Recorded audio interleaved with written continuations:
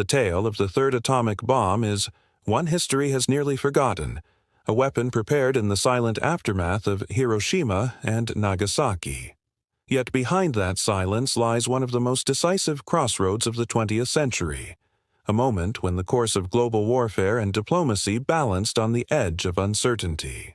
When the second atomic bomb detonated over Nagasaki on August 9, 1945, the world believed America had exhausted its nuclear might, that the two bombs marked the full reach of the Manhattan Project's grim achievements. That belief was entirely mistaken. Even as the mushroom cloud climbed into the sky above Nagasaki, scientists and engineers at Los Alamos were already working, preparing the core of a third atomic bomb. And at the same time, President Harry Truman was quietly deciding where that next bomb might be used. The Manhattan Project hadn't concluded after two weapons. The enormous industrial system that powered it, stretching from the uranium enrichment plants in Oak Ridge, Tennessee, to the plutonium reactors in Hanford, Washington, and finally to the assembly labs in Los Alamos, New Mexico, was still operating at full strength. General Leslie Groves, the project's military leader, had implemented a precise production schedule that would deliver bomb cores at a steady pace. The third plutonium core was due for completion on August 19th, barely 10 days after Nagasaki. More cores were expected every 3 to 4 days through the end of August and into September, with production accelerating as the process became smoother and more efficient. This third bomb wasn't a distant concept. It was tangible and nearly ready. The plutonium sphere produced in Hanford was being shaped and refined at Los Alamos. The intricate explosive lenses designed to compress the core into critical mass were being cast and tested. The heavy, bulbous casing, known as Fat Man, built to contain the implosion system, was under final assembly. Everything was proceeding according to plan. Military strategists were not only preparing for a third detonation, but discussing a continuous atomic bombing campaign that could have stretched through late 1945 and into 1946 if Japan refused to surrender. To understand where Truman intended to drop the third bomb, we need to look at the mindset in Washington during those tense August days. Earlier that year, a target committee composed of generals, scientists, and intelligence officers had carefully selected potential cities for atomic strikes. Their criteria were chillingly systematic. They sought cities with significant military value, such as headquarters or troop concentrations. They also needed industrial centers that were critical to Japan's war effort. But perhaps most importantly, the target had to be large enough, over 3 miles in diameter, to fully display the destructive power of the atomic bomb. They also preferred targets that had not yet been firebombed by General Curtis LeMay's conventional bombing raids, ensuring the damage could be clearly attributed to the new weapon. The original list included cities like Kokura, Hiroshima, Niigata, and Kyoto. Kyoto, Japan's ancient cultural capital, was initially the top choice due to its geography and psychological significance. However, Secretary of War Henry Stimson vehemently objected, arguing that destroying such a culturally significant city would turn the Japanese people irrevocably against the United States after the war. Truman agreed, and Kyoto was spared. Nagasaki was then added to the list. Hiroshima was the primary target for the first bomb. Kokura was the primary target for the second, but heavy clouds and smoke forced the B-29 boxcar to divert to its secondary target, Nagasaki. So, with 2 cities destroyed, what was next? The Target Committee's work wasn't finished. They were actively considering the next wave of targets. The consensus among military leaders was that the next logical target was Kokura, the city that had narrowly escaped the second bomb. Kokura was home to one of Japan's largest arsenals and was a major industrial hub. General Groves, in a memo to General George Marshall, confirmed that Kokura remained a high-priority target.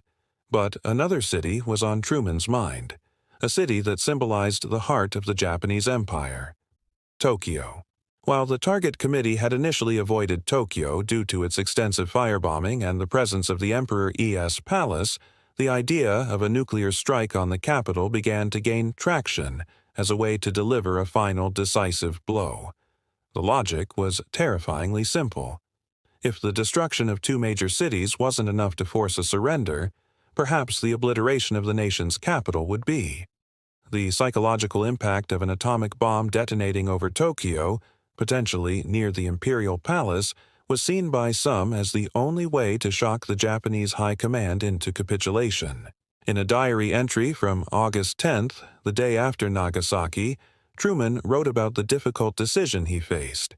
He expressed his deep reluctance to kill more civilians, especially all those kids. He then ordered a halt to further atomic bombings without his express authorization. This was a pivotal moment. The military had been operating under the assumption that they could use the bombs as they became available. Truman was now reasserting presidential control over the world's most dangerous weapon. He wanted to give Japan a chance to surrender before unleashing another attack. However, the military machine continued its preparations. On Tinian Island, the base for the atomic missions, ground crews were readying the next Fat Man assembly.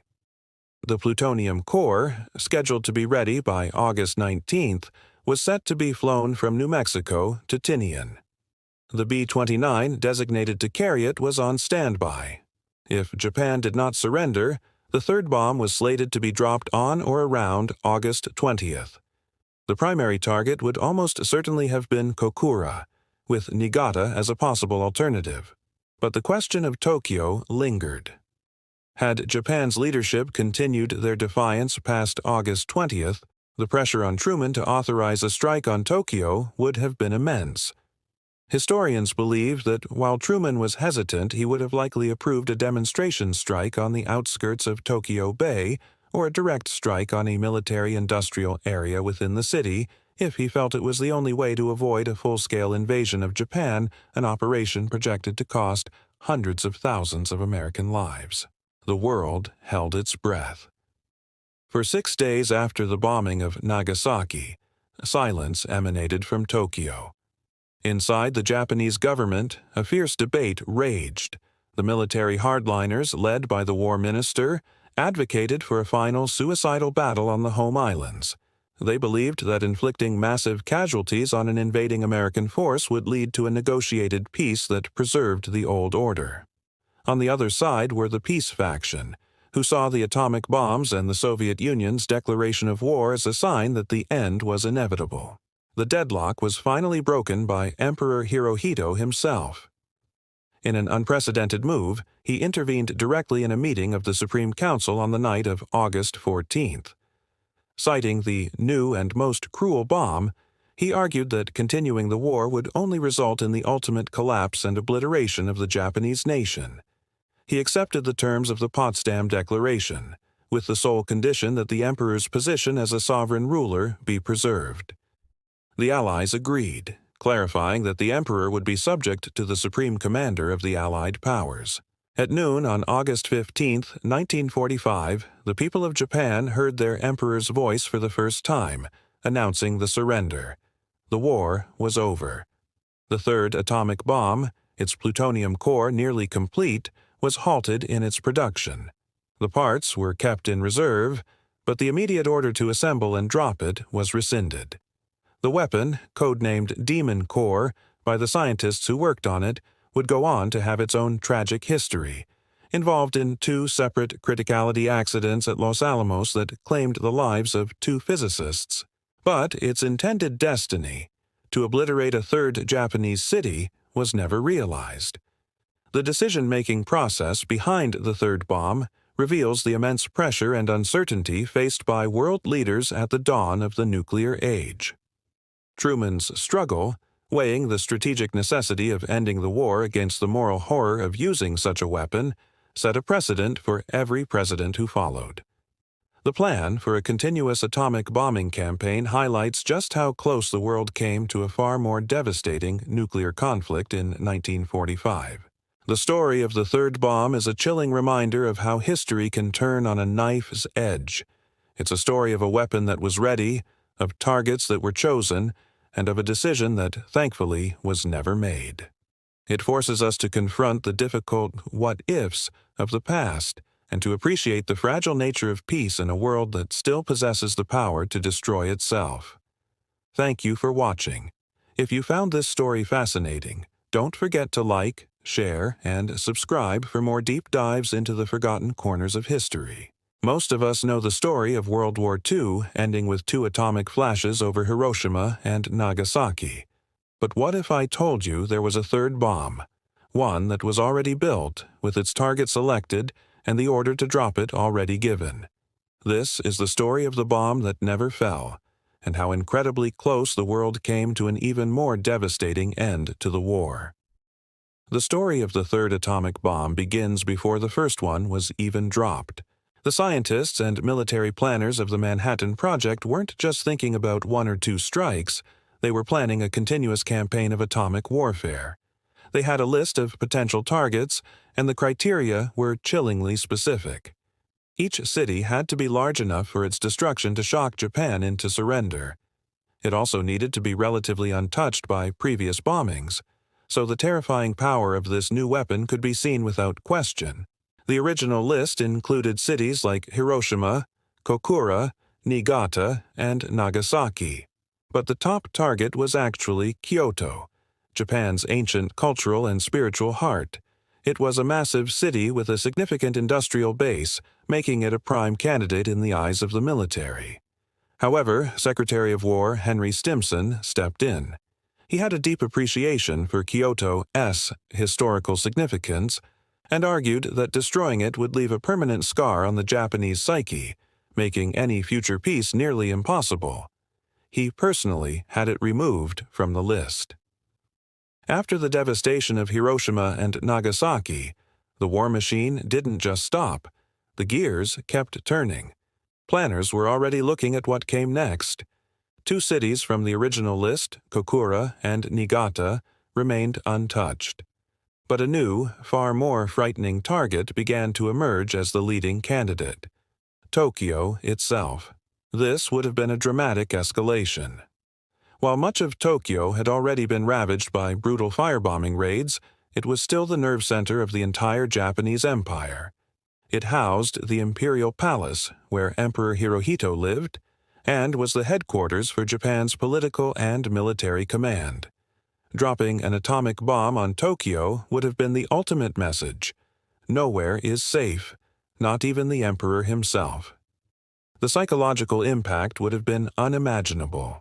And this wasn't just some abstract idea, the orders were already in motion. On July 25, 1945, General Hap Arnold, the head of the U.S. Army Air Forces, received authorization to continue atomic bombings as soon as the bombs became available. There was no need to go back to the president for approval for each individual mission. The process was automated. As soon as the third bomb was assembled, it would be flown to Tinian Island, where the same bomber unit that struck Hiroshima and Nagasaki was waiting with their specially modified B-29 super fortresses. The machinery of atomic war was set to run on its own. Stopping it would require a deliberate, conscious decision to halt the entire process. Meanwhile, President Harry Truman was wrestling with the immense moral weight of his decisions. In public, he was resolute, demanding Japan's unconditional surrender. But his private diary and comments to his cabinet reveal a man deeply troubled by the scale of the destruction. After the first reports from Hiroshima came in, he famously said he didn't want to kill all those children. But he was caught in an impossible position. Military intelligence at the time was projecting that a full-scale invasion of Japan's home islands could cost hundreds of thousands of American lives and potentially millions of Japanese lives. Faced with that horrific scenario, the atomic bomb, as terrible as it was, seemed to Truman to be the lesser of 2 evils. It was a terrible calculus that no leader would ever want to make. As mid-August arrived, the clock was ticking on every front. Every day the war continued meant more death and suffering, not just for soldiers, but for civilians and prisoners of war across Asia. Then, on August 8th, A new player entered the game. The Soviet Union declared war on Japan, fulfilling a promise made at the Yalta Conference. Soviet forces stormed into Manchuria, crushing the Japanese armies there with shocking speed.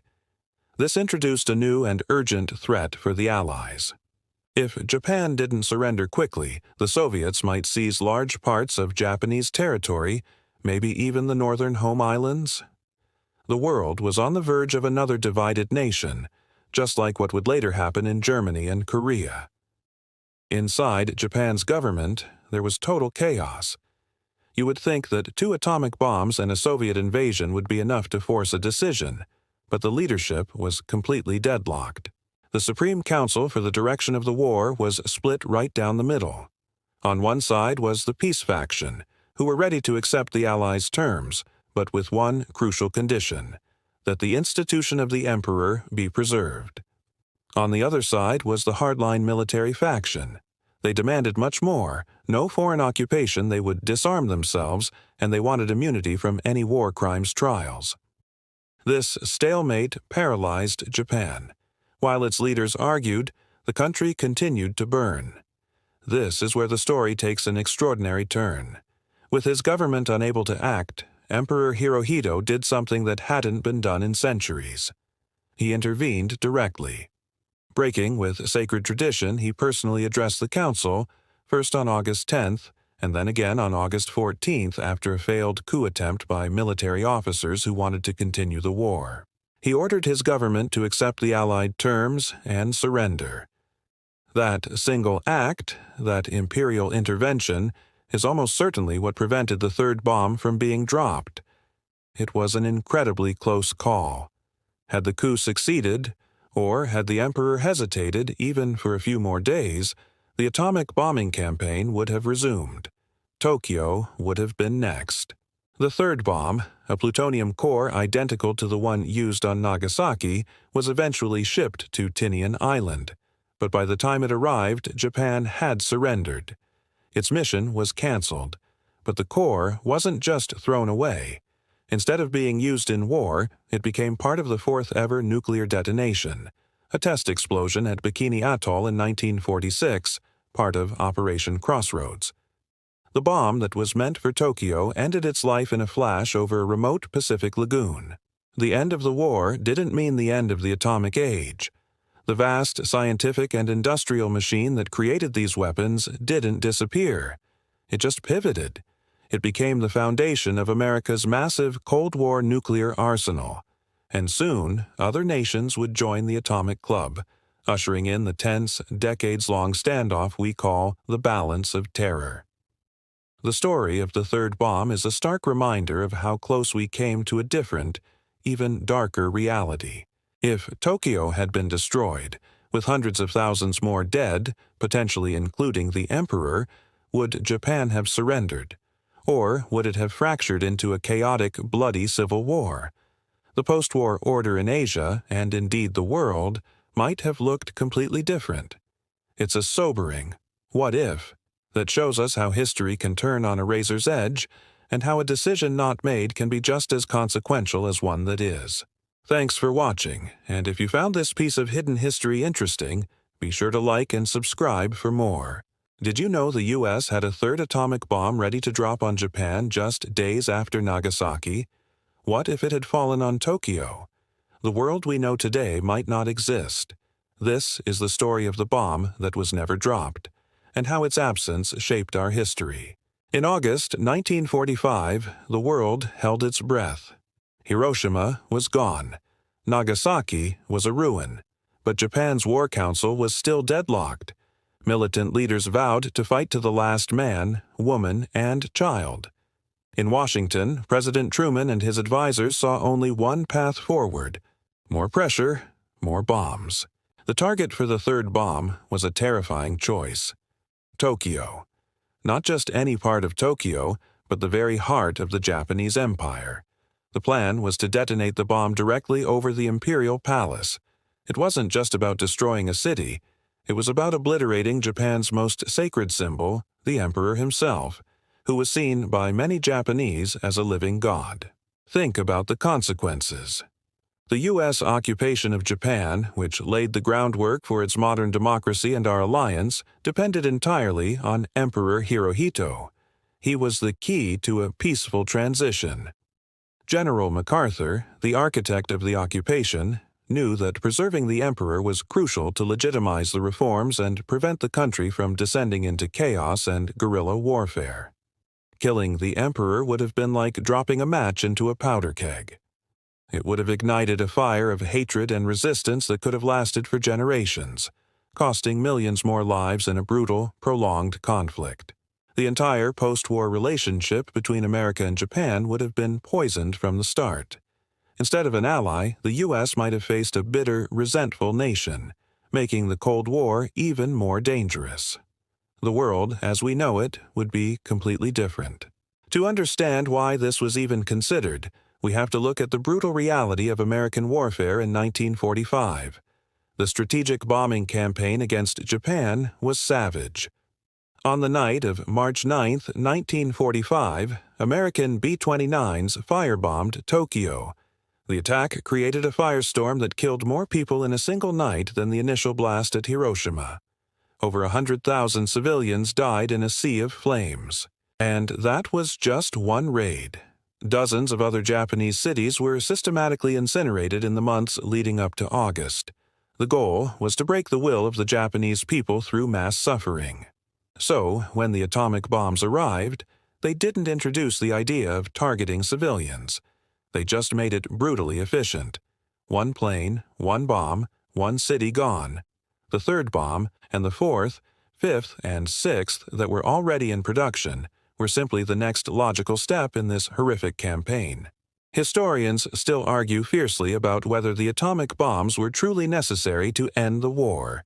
Some argue that Japan was already on the verge of collapse. Its navy was sunk, its air force decimated, and a naval blockade was strangling the home islands.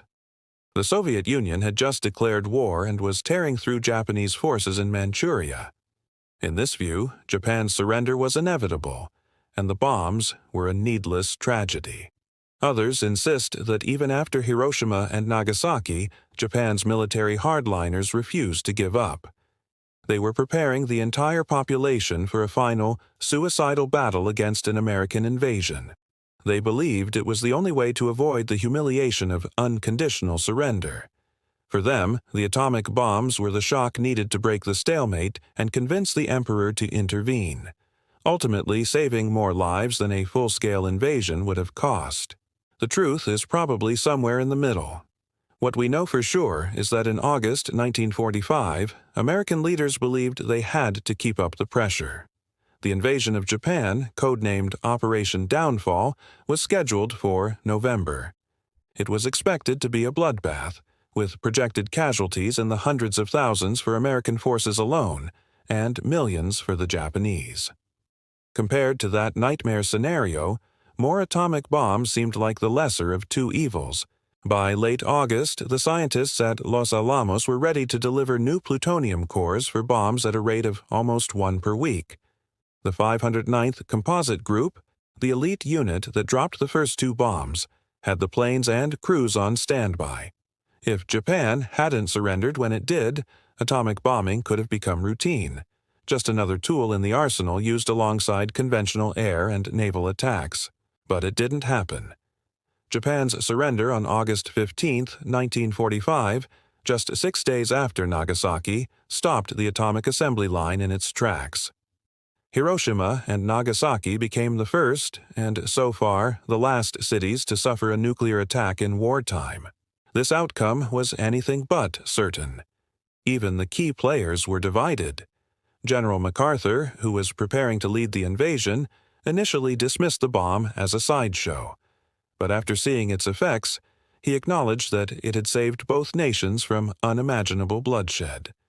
He also recognized that if Tokyo had been hit, his job of rebuilding Japan would have been impossible. Among the scientists who built the bomb, the debate was even more intense.